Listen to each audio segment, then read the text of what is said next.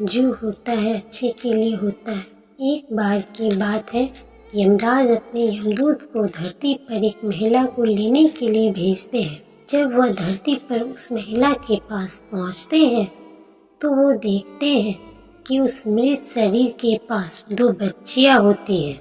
एक बच्ची अपनी माँ के साथ खेल रही थी और एक बच्ची रोते रोते सो गई थी। वह देखकर यमदूत को अच्छा नहीं लगा और वह उस मृत शरीर को लिए बिना ही यमलोक चले गए। वहां जाकर वह यमराज को बोले कि हे प्रभु, क्या हम उस मृत शरीर में थोड़े समय के लिए जान नहीं डाल सकते, क्योंकि उसकी बेटियां बहुत ही छोटी छोटी सी है। माँ न होने के कारण वह अनाथ हो जाएगी। यमराज जी बोले कि तुमने उस मृत शरीर को न लाकर अच्छा नहीं किया। यह करके तुम परमात्मा के काम में विघ्न डाल रहे हो। इसके लिए तुम्हें सजा दी जाएगी। यमराज जी ने कहा कि तुम धरती पर चले जाओ और तब तक वापस मत आना जब तक तुम अपनी मूर्खता पर हंसी न उड़ाओ। यमदूत धरती पर चले जाते हैं। यमराज द्वारा सर्दी के कपड़े न दिए जाने पर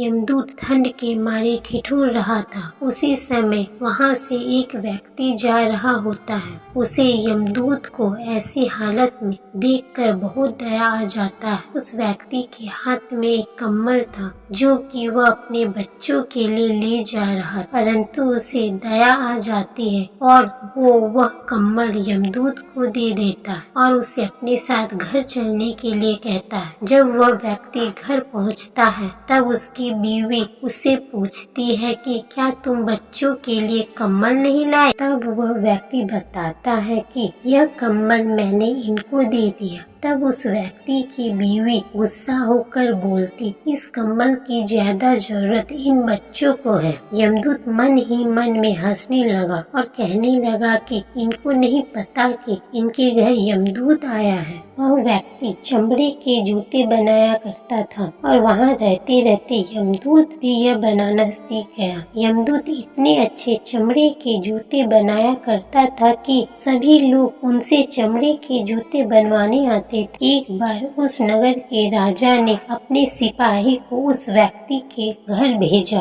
वह सिपाही उस व्यक्ति के घर एक चमड़ा लेकर जाता है और कहता है कि यह चमड़ा लो, यह चमड़ा आपको कहीं नहीं मिलेगा और तुम इस चमड़े से राजा के लिए सुंदर से जूते बना दो। परंतु यमदूत ने उनके जूते बनाने के बजाय स्लीपर बना दिए। उस समय स्लीपर उस व्यक्ति के लिए बनाए जाते थे। इनकी मृत्यु हो गई होती है। वह स्लीपर देखकर वह व्यक्ति बहुत क्रोधित हुआ। वह सोचने लगा कि राजा अब उसका क्या हर्ष करेंगे। जब यमदूत से उसकी डांट फटकार सुनी तब उन्हें बहुत हंसी आने लगी। इतने में एक सिपाही आता है और कहता है कि तुम उस चमड़े की स्लीपर बना देना, क्योंकि राजा की मृत्यु हो गई है। तब वह व्यक्ति यमदूत से माफी मांगने लगे। तब यमदूत बोले कि मैं तो अपने कर्मों द्वारा किए गए सजा को भुगत रहा हूँ। काफी समय बाद उस व्यक्ति की दुकान पर एक औरत आई अपनी 2 बेटियों के साथ। वह लड़कियां अपनी शादी के लिए जूते बनवाने आई थी। उन लड़कियों को देखते ही यमदूत को याद आता है कि यह वही लड़कियां हैं जो उस मृत महिला के पास रो रही थी। तब यमदूत उस महिला से पूछते हैं कि यह बच्चियां कौन है। तब वह बताती है कि यह लड़कियां अनाथ है। इनके पैदा होते ही 2 साल बाद इनकी माँ